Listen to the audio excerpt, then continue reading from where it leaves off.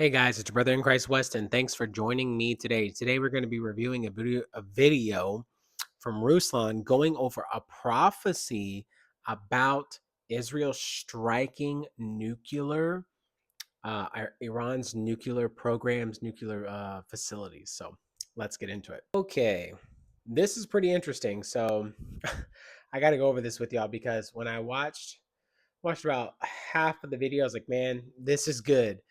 So let's get ready to record here because yeah, there's just something to this. So let's press record. Let's get our click in here. 3, 2, 1. Here's a clip from his Orthodox Ethos channel explaining a bit more about this prophecy. Check this out. There's a prophecy recently commemorated and by Metropolitan Neophytos, which says that one day, this was uttered years ago, 20 years ago, by an ascetic in Crete, Theodore, an ascetic in Crete. He says, one day you'll be sipping coffee. You will hear the news that the Israelis have hit the nuclear program of Persia. That will be when the major worldwide events will start. At the same time, another sign, either shortly before or after, Erdogan, the head of Turkey, will fall. And this will be the sign of the great events. That's nuts. Mentioned in these prophecies. Okay, so that's pretty alarming because though we've seen Israel and Iran have splats back and forth, and Israel has argued that Iran has fought them through their proxy militaries like Hezbollah and Hamas, this is the first time we're seeing Israel directly target nuclear targets in Iran. There's also been speculation of the previous administration not allowing Israel to go after nuclear targets or kind of putting parameters around them. Hey, you can send off a couple missiles, you can make a statement, but you cannot go after their nuclear programs. And of course, Israel has said that the reason why they went after this is because Iran was right on the cusp of having multiple nuclear bombs, which they were That's nuts, man. proxies' hands. And goodness gracious, what could come next is pretty horrifying. So check out this clip of Metropolitan Neophytos of Moro explaining this prophecy that has been passed down. And what he's going to describe is a culmination of prophecies that he collected from different Eastern Orthodox saints regarding how these events will unfold. Και στο τέλος τον Παγκόσμιο Πόλεμο, ο οποίος ξεκίνησε, όπως είπαμε, από τη Συρία, Ουκρανία, Ισραήλ, αλλά μετά την Περσία, όταν χτυπήσουν το πυρηνικό πρόγραμμα της Περσίας οι Εβραίοι, τόσο η Κίνα όσο και η Ρωσία θα υποχρεωθούν China and Russia. You see it. I've been saying this. των Αγίων. Και πρόσεξε, όχι μόνο των Ελλήνων Αγίων, και των Ρώσων και των Ρουμάνων και των Σέρβων, ότι θα ρίξουν πυρηνικά. Και το εκπληκτικό, ξέρετε τι είναι? Ο Πούτιν και η Κίνα δεν το θέλουν αυτό. Το θέλει. Putin and China don't want that. The New World Order wants it very, very much. Interesting. Είναι η λέξη της ελληνική. Τους πιέσω. Now, earlier in the video, I told you that I am Armenian. I grew up. So he's saying that they're going to be pressured to do it, that there's somebody bigger than them that is going to pressure them to want to have to shoot nukes. And they've already denounced it. They've already said, there was an article here. Let me pull it up. I'm like going like this because I have so many things. Putin and Erdogan condemn Israeli actions against Iran in phone call. Erdogan calls Netanyahu greatest threat in the region. And also, Trump confirms that the U.S. is now officially engaged in direct conflict with Iran. What is happening? So I've said it for a while that China and Russia were in bed together and they would back each other. And then that, I didn't think that Iran would, obviously, I should have thought that Iran would be in the hands of like Putin and China. But he said that when they strike the nuclear facilities, that it will lead to a great world war. And I remember seeing Dr.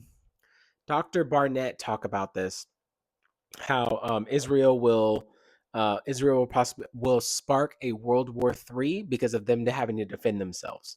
And there's like Bible prophecy around it. I don't know it off the top of my head. Anyways, all that to say, the way I understand this will be that Israel will be backed into a corner and everybody's going to despise Israel and they're going to try to get rid of Israel, meaning they're going to try to get rid of the Jews. It is another like H cost situation, right? And the Lord will then fight for Israel and protect Israel. It will be a supernatural kind of situation where things are going to be coming at Israel, and the Lord is going to defend her. And so, when we see this, then that will lead to coming out of the Great Tribulation into Jesus appearing before everybody. He will be riding on a white horse. We will already have been with him. This is how I view I'm a premillennialist. I believe in a premillennial reign, meaning that the Lord will reign on the earth for 8,000 years. He's not reigning now. I believe the rapture happens before the tribulation even starts. The saints go up. Then Satan is given way. Then people who are not believers now will become believers during the tribulation. We would call them tribulation saints.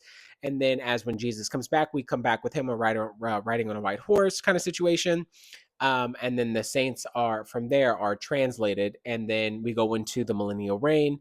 The millennial reign is then repopulated with terrestrial beings, meaning people who are stuck in flesh, because they will come out of the tribulation going into the millennial reign, because you have to repopulate the earth because millions and millions and millions and millions and billions of people have died. Then that will lead into the last battle of Armageddon, where Satan will be released after 1,000 years. Then he'll be defeated, thrown into the lake of fire, and then the great white throne judgment happens. Death, hell, and the grave are thrown into the lake of fire. Everybody who is not saved will then appear before the throne. The books will be open. I believe there are 3: the book of the Zadakim, the book of the Rashim, and the book of the in between. And if you're a Zadakim, that means you're saved. This judgment is not for you. But the book of the in between and the Rashim are people who haven't yet been decided. That's like it's the way the Jews depict it, that hasn't been decided. And the Rashim are people who will be who have rejected Christ. And then they will all be tossed into the lake of fire forever and ever and ever and ever and ever and ever and ever. It's eternal. It never stops. That's how I've always viewed it. That's how I've read it. And that's me looking at Jewish background of these idioms that have been talked about from the Jewish feasts. So like the rapture would happen on the Feast of Trumpets. Then we go 10 days in, we go to Rosh Hashanah. Then we go into Tabernacles. 5 days after that, we go into Tabernacles. Anyways, all that to say, those are all set out, and those feasts are still happening. So with that, where are we? I believe that when Israel has to defend itself, and when it feels like Israel has no one else to defend, or like everybody, Israel can't defend herself, then everybody will come after Israel. And that's when the Lord will defend Israel. In the church age, and it says it very clear, there's a dispensation of grace, and that time will run its course. And from then, I believe that's when the rapture will happen. We will move forward, and that's when everybody will come to believe and be deceived. 2 Thessalonians 2 kind of situation. So I have to go back and revisit my end times, because I have just learned so much over this course of time. Anyways, all that to say, I believe that if it's going to happen, it's going to happen. Now, I just read that we were going to go, like, we're supposedly going to go to war. We don't want war, but we're going to go to war. And I wonder what's going to happen with us. I saw a tweet from Iran saying tonight will be a night, will be a surprise night, something like that. It will be a night to remember for the ages. And I was like, oh, okay. I don't even know what that means. So talked about sleeper cells, talked about this, talked about a prophecy from one of these Eastern Orthodox. Yeah, man. So all of that is actually another video. Anyways, I just wanted to share that because that's super spot on. Yeah. And I think that's something that we need to chew on and take a look at. So anyways, guys, that's the video. If you like the video, be sure to like the video. If you want to see more, be sure to subscribe. I will see you in the next one.